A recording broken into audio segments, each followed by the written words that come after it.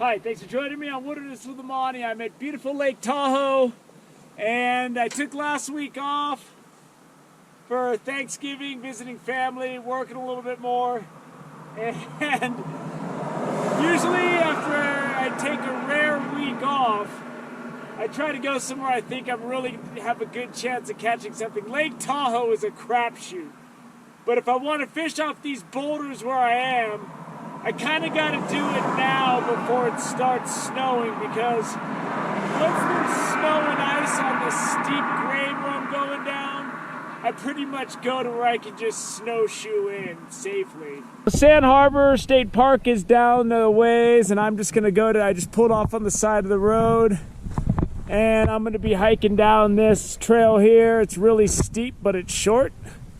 And I got to go find a place on those rocks where I can secure my rods and fish. I got a good idea where I'm going though, because I fished here a bunch of times. So without further delay, let's get on down there and get our lines in the water, and let's see if we can't get something going. So it's in the high 20s right now, and it's gonna get up into the 40s, but the wind's not supposed to get over 10 miles an hour. And that's the big one. If it's like this and the wind's like in the 20s, 20 mile an hour range, then you're dealing with some serious chill factor. The lake remains really high, man. It is high, and the snow's just falling. There's a lot of snow in the high country above 8,000 feet. I have a few videos in my Lake Tahoe fishing playlist where I'm fishing off those big rocks out there. But there's water in between now. And that's a good spot because it's a good transition area for where it goes from deep to shallow. Now it is much shallow in there, as I said before, and I'm gonna try it eventually. I'm just not gonna try it today because I don't want to get skunked, man. Right about now seems like a real bad time for experimentation. These boulders are a tough place to fish, because the boulders like this go out as far as you can cast, and probably farther. So when you catch a fish, you got to keep it out of like these caves and stuff in the rocks. That's why I always have my rod over my head when I'm reeling them in, especially if it's on my 5-foot ultralight. And I always have people commenting, "You don't need to hold your rod over your head when you're reeling in a fish." And I always respond, "You try coming out here and battling these fish on a rod that's a shade under 5 feet because of rod tip changes." That's a good place for my rod holders, but I'm gonna have to get some big boulders to back those up and keep them in place. When you come out here, you can't really tell from the video, it's really hard to find a good place to put a couple of rods when you come out here, so I got to get this set up. I'm flipping over these rocks really quick to see if there's any crawdads, and I'm not seeing any small ones, which means there's not a lot of crawdads if there's any. It's really cold. And the reason I like to fish in the boulders is the big rainbows will come in here and feed on the crawdads, but I'm not seeing the crawdads, so maybe I'm fishing in the boulders for no reason. If you go to my Lake Tahoe shore fishing playlist, I catch big rainbows where I cut them open when I clean them out, and I squeeze all the crawdads out of their stomachs, and there'll be a pile of them on a rock. I mean, they're just out there feeding heavy. I don't know how it goes down. If anyone's into scuba diving, if they can video the process of rainbows finding crawdads in the rocks, I can imagine how it goes down, but that's all it is an imagination, because I'm not sure if they swim through the rocks, through the caves, or if they're picking them off the top of rocks. I have no idea. I will say the lake has dropped a few feet since I was here last. Before, the water went all the way up to like here, so it's dropped a few feet. So that's a pretty good rock tower. Got about 60 pounds of rocks, because I need this to be strong enough so that if I'm sleeping and I hear my bells go off, if something giant out there picks it up, my rods aren't gonna go in the water. Because a dude showed me a picture of a brownie hooked up to one day, that had to be like 3.5 feet long, man. It was big. And there's giant Mackinac on here. When it's winter time, everything's in play. So we're in the water, we're going. The particulars on how I rig up, I'm just soaking power bait on this rod, inflated crawler on this rod. I got long leaders because the bouldery bottom out there, if it's in between rocks, I want to make sure it's up where a fish can see it, if it's not swimming through the crevices. And if you wanted to see the particulars of how I rig up, it's on my fishing tips playlist. There's several videos that go down to all the way down to the hooks I use. So this is like waiting for a bus you don't know is going to show up or not. Something's hit my night crawler already. Ooh, got him. He's not very big. Oh, he's okay. It's my bigger rod. This is my 5'6". And it's an old one, so it's got a lot of action. But it's harder for me to tell how big fish are on my 5'6". And if I can let this fish go, I will, but this fish is big enough to eat, that's for sure. Let's see. Yeah, I'm gonna let this fish go. When you're fishing a big, full night crawler, a lot of times, oops, he already fell off the hook. A lot of times a fish this big will just fall off. And since I've only been fishing for 5 minutes, I think I'll let this guy grow up a little bit bigger and try to get him next year. There he goes. That guy got the call from the governor on his way down the hallway to the electric chair. Usually when I'm bait fishing like this with slip sinkers, I like to keep a big bow in my line and leave it loose. That way the fish can run with it a bit before I set the hook. And I can see the hit before it even registers on my pole because I see the line tightening up. But out here in these boulders, I only leave a little bit of slack. Because if you leave too much, by the time you get to your pole, the fish will have so much room to run, it'll swim you into something that is just unforgivable and a complete disaster, and you'll go to set the hook and you'll just be snagged. On my shallow crawler line, one of them's way out there, it's like a 30 count. My crawler line is really in close, it's only like a 15 count.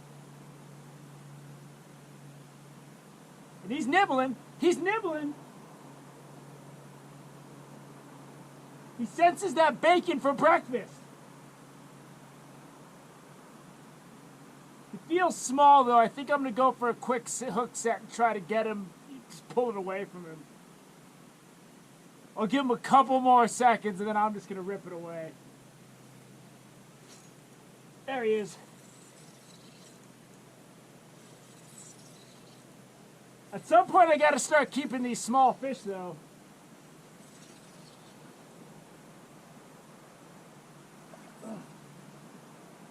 Because these are well big enough to eat. If I get a few of them, it'll be a nice dinner. Again,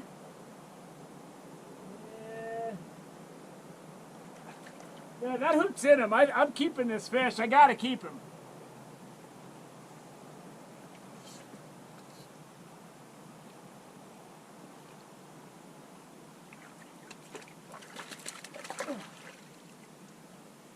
He's a little better than the last one.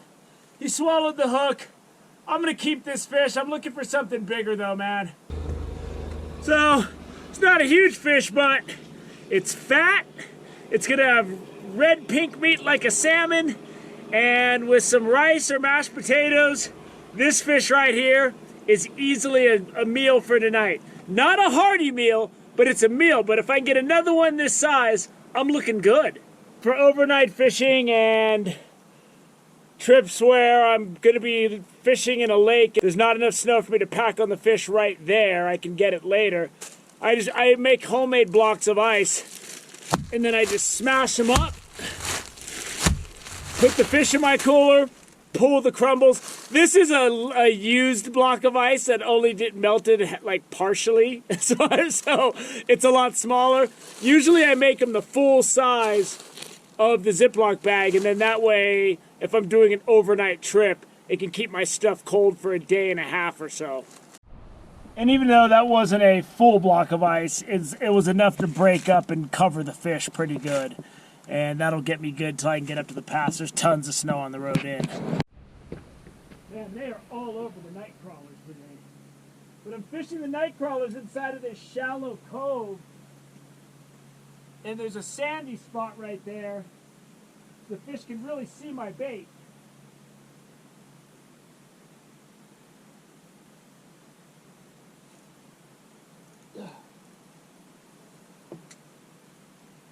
Oh, he got me snagged.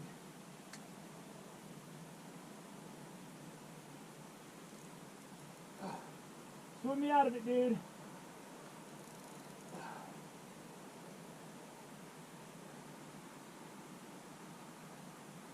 He's still there. Crap.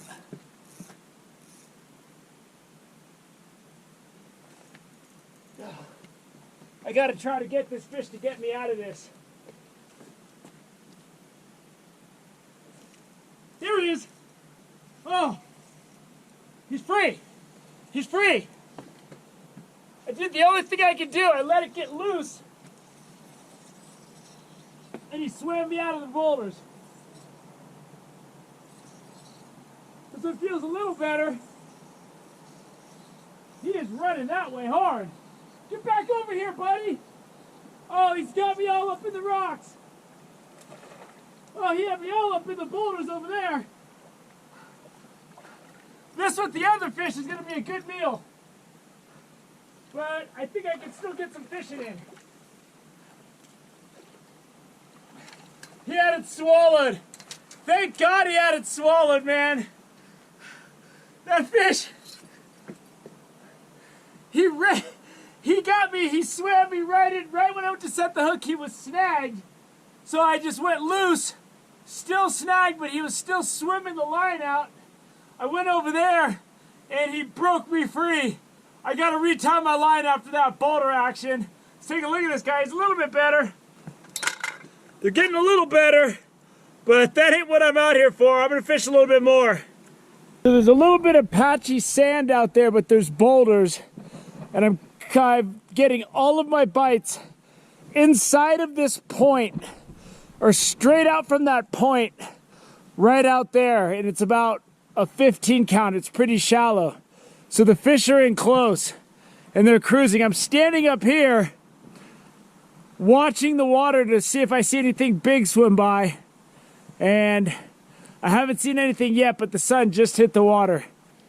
First I gotta finish eating the dry packet of oatmeal I was enjoying when that fish so rudely interrupted my breakfast snack. Don't worry, when I drink the water, it'll cook in my stomach. It's the Wilderness of the Monty regular. Just laying down to take a nap, and my power bait rod just doubled over, and the fish is going to the wrong side of this rock. I think it's a pretty good fish. I saw him boil. He's way over here, though.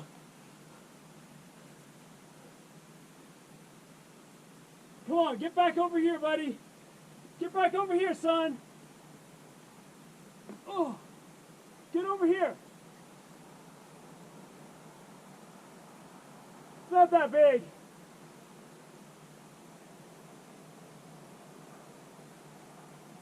I was just laying down and napping out. Woo!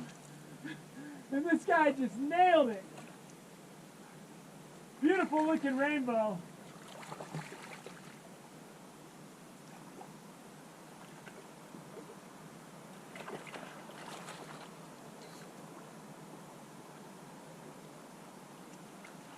That one's all right. It's the biggest fish of the day.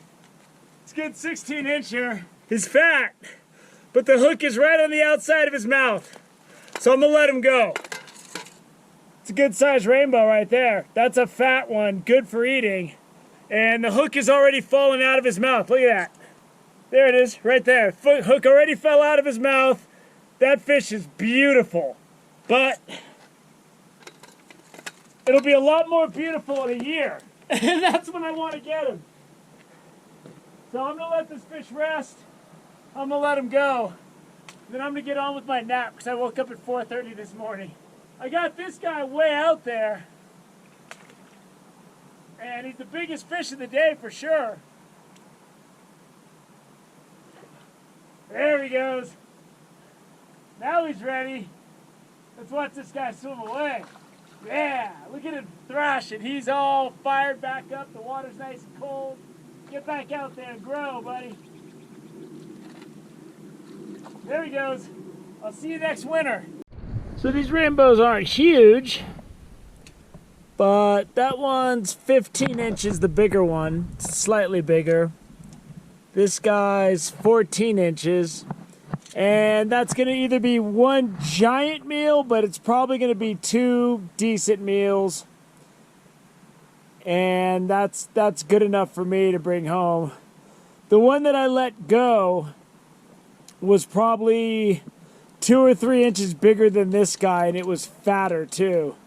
But I want to catch that fish after it's been eating some crawdads in the spring when the water warms back up. And that's some good eating right there.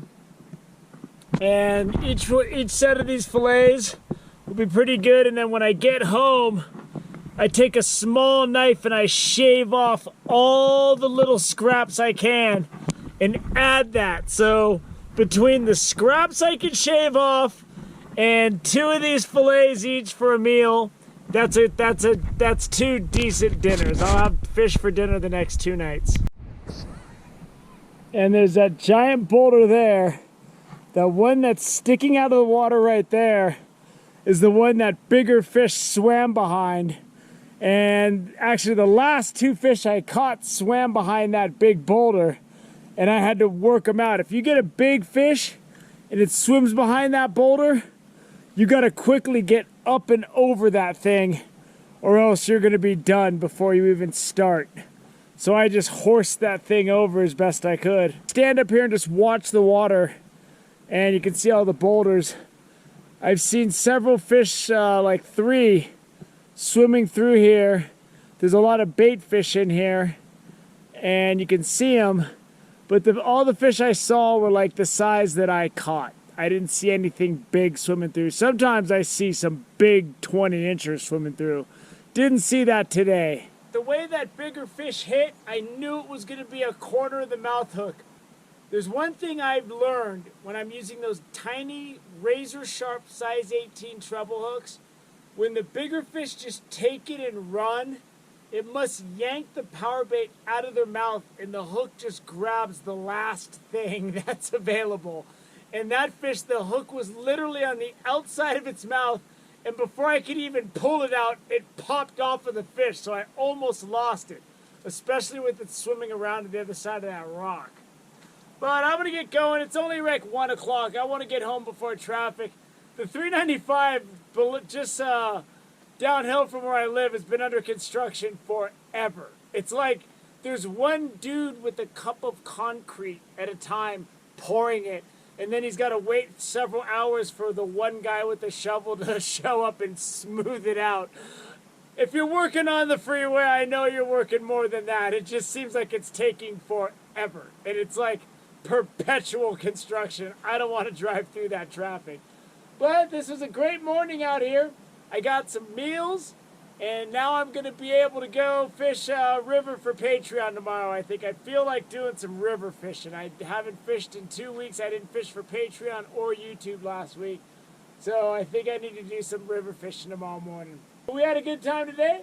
I'm going to be eating fish tonight, at least, maybe even tonight and tomorrow night. Depends how much of a hog I feel like. So thank you so much for joining me today on this wonderful morning in Lake Tahoe on Wilderness with Amani. Until next time.